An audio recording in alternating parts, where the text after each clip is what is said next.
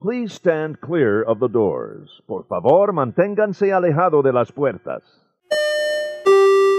We are now approaching the Magic Kingdom station. If you're planning to disembark here, please remain seated until the monorail has come to a complete stop within the station. The doors will open automatically for you to the left of our forward motion.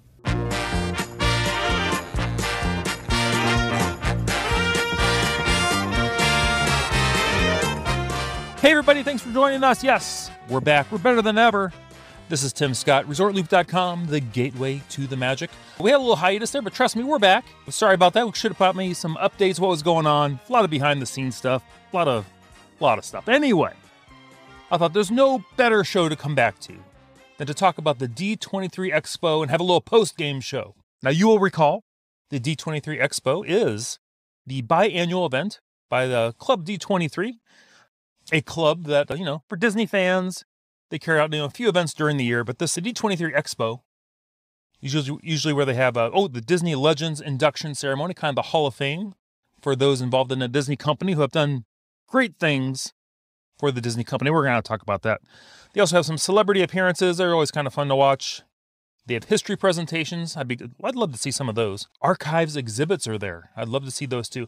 Initially, when it came out, I was like, yeah, D23 Expo, I'd go. And then I kind of saw all the kind of people that were going there and how busy it really seemed to be. And I was like, maybe I don't want to go. But then, when I started hearing about some of the events that are there, I'm like, yeah, I would like to go to see this sometime. So who knows? We've got 2 years. Maybe we'll go to the next one. We'll see. But like I said, they had the Walt Disney Archives exhibit. That'd always be fun to see. Mickey's at Glendale shopping. I'd love to get some Mickey's at Glendale stuff, especially like a license plate frame or something like that. I don't know. But anyway, there are some things I'm not that terribly excited about. Like they have some kind of masquerade. I think it's a costume contest. I'm lucky to find shirts I like. I don't know if I could commit to a full character and go full. Well, probably the only thing I look good in might be a Jabba the Hutt outfit. I don't know. I'm trying to have to find somebody to play Princess Leia. Anyway, this was the 7th Expo. We're going to concentrate mainly on the parks and resorts panel. Movies, they're always kind of exciting to talk about, but I'm more of a parks guy. So I thought there'd be no better way than just kind of work our way down the list for the most part. These might not be in order. They might be. We'll see. Josh tomorrow was the carrying on the presentation for the parks and resorts. We're just going to go down the line of news things that he announced and just talk about them briefly, get everybody caught up on exactly what happened at D23 in case you happen to miss something. Take it away, Josh. I am so excited to share that next year we're going to bring back the Happily Ever After anthem. So this is kind of big news right off the top because I know a lot of people weren't extremely thrilled with Enchanted. It didn't really seem to have that musical staying power, I will say. Kind of like, existing Disney IP, but I think everybody kind of fell in love with Happily Ever After. So the end of the year, 50th, anniversary celebration for Walt Disney World kind of gave them, maybe it was in their plans all along, but kind of an excuse to bring back a fan favorite and maybe generate some buzz. That we're bringing something back for you because we've heard the feedback. Well, a lot of people, I think Enchanted kind of grew on them more than like a Harmonious has. We'll talk about that a little bit later also. Let's just get people excited to come back and see our new nighttime spectacular. Although you will notice they didn't say anything about a nighttime parade, so that had me a little sad, but let's keep going. You're all the first to hear this today. We're going to be able to cross paths with these two guys at Star Wars Galaxy's Edge inside Disneyland starting in mid-November, so just a few weeks away. So the two guys are apparently Grogu, who I seem to know better as Baby Yoda, and the Mandalorian, only at the Galaxy's Edge in Disneyland. So the big announcement there was apparently like a walk around, a meet and greet, something like that. I suppose if you're a big Mando fan, huge news. For me, I was kind of like, I don't know, another excuse to possibly, see something. But not a major announcement, but hey, if you're into that, so be it. Let's go on to our third announcement. Listen, if you want to meet Hulk, I've got some great news. He'll be appearing in Avengers Campus in California next week. So the Hulk has made an appearance at Avengers Campus at Disneyland. So another, I don't want to say less than spectacular. I mean, if you're a Hulk fan, it's fantastic. Hey, I like the Avengers. I need to watch some more of the newer movies. I finally caught up on, everybody's going to be excited for me on this one if I haven't talked about it yet. I caught Avengers Endgame. My goal go back to the beginning.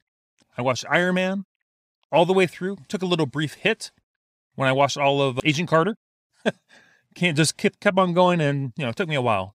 So, because I usually like to watch long movies, like the Avenger type movies or the Marvel movies, in one sitting if I can. But finally, I got to the thing where I had to break it up in half-hour intervals so I could get into it. So now I got to get into phase. Well, I don't even know what phase I'm up to. I think I'm up to a Spider-Man movie. I'm not sure which one. We'll see. Anyway, so Hulk appearance, Avengers Campus, Disneyland. If you're excited by that, let me know. I'd love to hear everybody's feedback on some of these announcements. I know we're doing these a little bit late, but it gave us a kind of an opportunity to let these things kind of sit in, see how some things are developing, and what, after thinking about it, what we actually think about these. I've got something else new for you in Disney California Adventure. Just around the corner from Avengers Campus, I am excited to share that we're about to reimagine Pacific Wharf into San Francisco Big Hero 6. Okay, so another Disneyland tidbit of news is going to be happening in San Francisco. I watched Baymax. I enjoyed Baymax. The concept art looks pretty cool. How do you feel about Baymax and San Francisco? I suppose it would be pretty cool to see, go to. If you're a deep Marvel fan, I think that's kind of exciting. So far, all Disneyland. Eventually here, we're going to get to some Disney news, I'm sure. Let's see what Josh has to say next. We're bringing a Southern California favorite to downtown Disney. It's a place that I love and I hope you love. It's Portos. Now, the crowd was screaming. It's a bakery and cafe. It's already in Southern California, but we have a location in downtown Disney. I mean, don't get me wrong. If they have fantastic cupcakes or whatever their thing is there, maybe it's a gluten-free place. I don't know, but I'm like, oh well. Maybe bring it to Disney Springs. I'll give it a try there, but, I'm not going to book a trip to go to Portos, I'm pretty sure. Pretty confident. But, hey, people are excited. Maybe it's a bigger deal than I think of. So anyway. Back to Josh. Speaking of running, that reminds me, the last time that we had a Run Disney race through the Disneyland Resort, when was it? Does anybody remember when the last one was? 2017. Well, the races are coming back. The races are coming back in 2024. We're going to have a lot more details on that, the registration, all the fun stuff that comes along with that. So that's bigger news. Run Disney affects a lot of people, a lot of Run Disney fans out there going to Disneyland first time in a number of years. This was a good bit of news. I think this excited a lot of people. Anything that brings people to the parks, you want to run, maybe you're tired of running at Disney World. Better weather in Southern California for the most part. No real dates or information yet, but we have a target year. That's a good thing. All right, I think we're finally going to get to some Walt Disney World news. Here's our good friend, Josh. I am excited to share that we're crafting an all-new nighttime spectacular for Epcot during the 100th anniversary celebration. Brand new show, and this show is in development right now, and it will debut later next year, continuing that park's legacy of inspiring nighttime entertainment on our World Showcase Lagoon. So Harmonious is being replaced. This is massive news. Now, we don't have any information on anything yet. I know a lot of people are still upset about Illuminations. I'm right with you there. I don't think necessarily it's going to be Illuminations again, but if it was something similar, even if they called it Illuminations 2.0, I think it'd get people very excited. Do something like you did with Soarin', kind of the music's kind of inspired by, but not identical. The thing I'm really curious about is the barges. Are the barges going to go? More people than I thought were upset about, blocking all the sight lines of all the different countries around the World Showcase Lagoon. Now, they spent a ton of money on these barges, but I'm just wondering if they never really worked well or they're higher maintenance than what they initially planned. Because I have never seen any video of those things becoming, fountains or waterfalls or whatever they were planning to do, and to kind of mask them or make them more attractive to look at during the day, or even at night. If they lose the barges and come up with some kind of new nighttime show, maybe do some kind of projection mapping around all of the pavilions on World Showcase Lagoon, increase the fireworks a little bit, I think that'd be fantastic. I think that's what people would love. So Harmonious is leaving. Let me know what you think. You pro, you anti, you for, you against. I'll be anxious to hear everybody's thoughts. Let's hear what was next at the D23 Expo. Well, I am thrilled to announce that by the end of next year, you'll get the chance to meet Figment in person once again out in the park. Figment is back. Yes, Figment is back. That's exciting news. I mean, I realize it's not a brand new attraction, that they haven't mentioned they're going to refurbish the ride Reimagineer the ride, plus the ride, change up the ride. Don't tear down the whole pavilion. It's one of the most beautiful pavilions at Epcot. I'm sure they won't do that, but hopefully they might gut it, do something new. Blank canvas, blue sky, if you will. And we'll talk about blue sky a little bit later. So, Pro Figment, that's a good sign for the future of Figment and the Imagination Pavilion. So that was good news. I was very happy to hear that. Josh, tell me, what else is going on? I am fiendishly thrilled to announce that next year the Hatbox Ghost will materialize in the Haunted Mansion at Walt Disney World. Well, that's exciting news also. I'm very excited about the Hatbox Ghost. I know it was kind of just a Disneyland thing. It was actually more like lore, or it was almost like mythology. Because everyone had heard about the Hatbox Ghost and what the Hatbox Ghost was supposed to kind of look like. I'll be honest, my biggest introduction to the Hatbox Ghost was when we had Disney master artist Kevin John on the show, and he did his fantastic painting of the Hatbox Ghost. And I know there's a lot of people that say, Disneyland things should kind of be in Disneyland, and Disney World things should kind of be in Disney World, keep things separate. But I think the Hatbox Ghost is so special, I don't think it'll detract from anything from the Disneyland Haunted Mansion. I think it'll be a nice addition to the Disney World Haunted Mansion, because it's not going to really change up any scenes. You're not going to have to take out a whole lot to fit it in there. It'll be interesting to see exactly where they place it and what kind of impact it'll have. And I'm sure it's going to have some kind of merchandise available. So that's exciting. Josh, do you have anything else coming to the Magic Kingdom? I am thrilled to announce to you today that Tron Light Cycle Run will debut in the spring of 2023. Now, this is news a lot of people have been waiting for a long time. The Tron Light Cycle Run, we know, has been in an overseas park for a while. I think it's Shanghai, I do believe. But I know a lot of people were hoping for like a fall release or like a Christmas time release for Tron. But they're going to hold it off till next year. So more than likely, it can be a draw for the guests in 2023, which I understand. I don't like it. I mean, if it's ready to go, we saw Josh riding the thing during the show. I know they got to put other cars on it and do a lot of testing and, testing with all the cars on there, make sure everything's safe.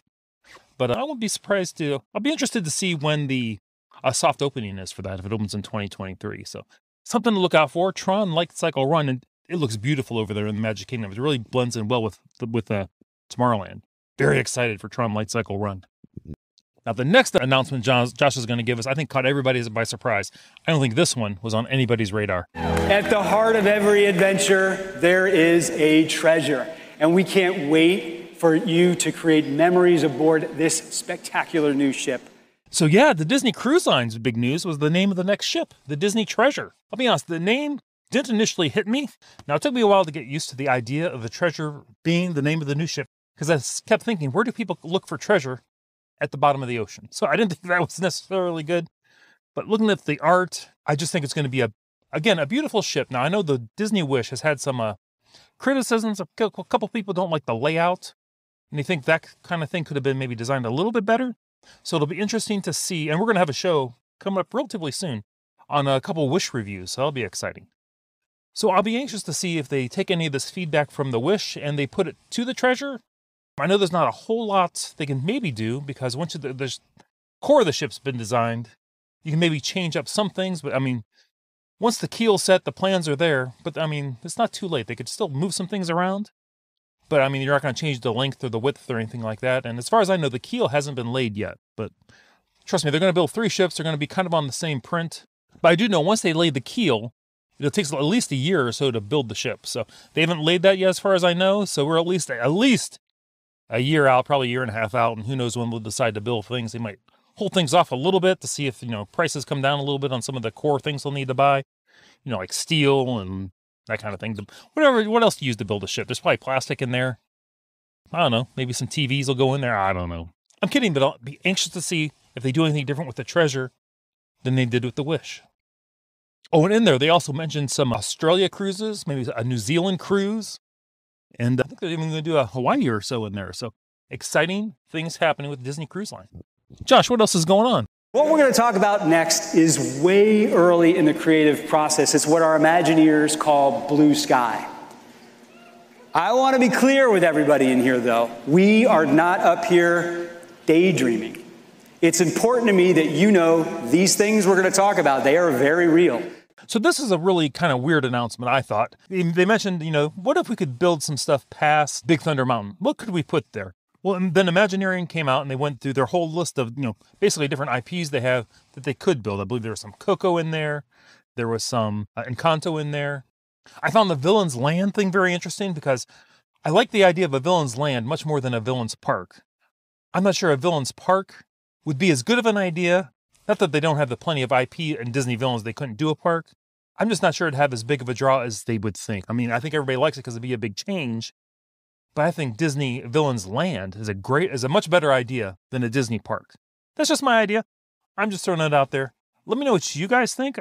I like the idea. I think this is probably going to be part of a whole Fantasyland, maybe 2.0 expansion. Actually, probably Fantasyland 3.0 at this point. And I did catch a tweet where since somebody was also watching at the same time, I was watching this live. They said, I feel like we're being a focus group for Disney Imagineering right now. And that could have been very well what it was. They were like looking at the crowd, gauging the responses, gauging people's expressions that they were there. That was a good call, something to do. So we'll see what happens past Big Thunder Mountain, north of the castle. I won't be surprised if it eventually turns back around and towards Tomorrowland. We'll see. We'll keep an eye on that. Josh, what else are our future plans for the Disney parks and resorts? I'm excited to announce that starting in late January, Disneyland Resort will showcase not one, but 2 new nighttime spectaculars. So I thought this was good news also. Nighttime spectaculars. I'm all about the nighttime spectacular. I know it's at Disneyland, so it sounds like there'll probably be one at Disneyland and then one at Disney's California Adventure. And we've already heard about Happily Ever After coming back to the parks in the Magic Kingdom at Walt Disney World. Well, I'm all for nighttime spectaculars, brand new. I hope they're going to be exciting. I'm sure they're going to be exciting. I need a nighttime parade at Walt Disney World. Come on, let's work on that nighttime parade. I'd settle for some Spectro Magic or even some Main Street Electrical Parade. Let's not kid anybody. Come on. Now we've got one more announcement here that I just loved. And it wasn't even a super major announcement, but it just gave me all the feels. This is an exciting time for Epcot because we're getting close to another major milestone in its transformation. Our new neighborhood world celebration is taking shape in the middle of our park. The neighborhood will feature Communicore Hall and Communicore Plaza, 2 great new locations for our festivals. And I'm also excited about Journey of Water inspired by Moana. The Moana Adventures of Water, or water aerobics, whatever she's doing there in the park, sounds like it'll be fantastic and fun to see and very interesting. I'm more excited that they use the word Communicore for Communicore Hall and Communicore Plaza. That's going old school. And I'll be honest, I've called it Communicore. I had trouble remembering interventions, but I've always called it Communicore. So I'm excited that that's back. I will say with the new artwork on this whole Bazaar World Communicore thing they're going for there at Epcot, it doesn't look as symmetrical, but I think maybe they're going for an asymmetrical parks now. I don't know, as we all know, and we've mentioned this before, especially in Epcot, you can notice that Disney Imagineering doesn't believe in a straight line. Because you can't walk usually from A to B without taking some kind of turn or curve or wraparound. Crazy. So, especially now in Epcot. Oh my goodness, it's all circles and curves. But anyway, we all need to get our steps in anyway. But just throwing that out there. Very excited for the term Communicore to be back at Epcot.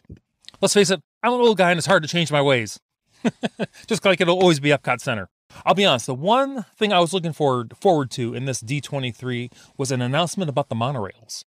Let's face it, the monorails, they're going to need to be replaced. I was hoping for that to be announced, if not like right now, announced that they were under design and they were going to be placed in the order or whatever the magical thing they do to create monorails.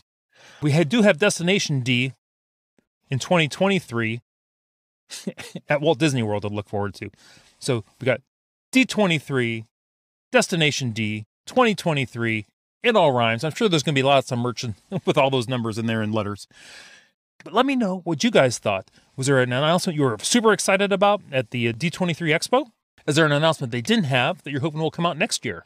Or is there an announcement you wish they would make that you don't think they're going to make? You can look us up over at Looper Nation Live over at Facebook. We can post all that stuff there. We can get a good conversation going. I would really appreciate that. I think it'll be fun for everybody. I know it's a little bit past D23, but it gives it time for everything to kind of soak in. So I know there weren't any major announcements. Like I said, I think has a lot to do with the economy right now. They don't want to commit to any kind of major events, so we just had, some walk-around characters in different parks. We're going to do a couple little additions there, some exciting little things. We're going to do some Blue Sky, which we're not committing to anything there. But I think there's going to be lots of good stuff coming up. So, everybody, I'm Tim Scott. You've been listening to The Gateway to the Magic. We'll see you, everybody.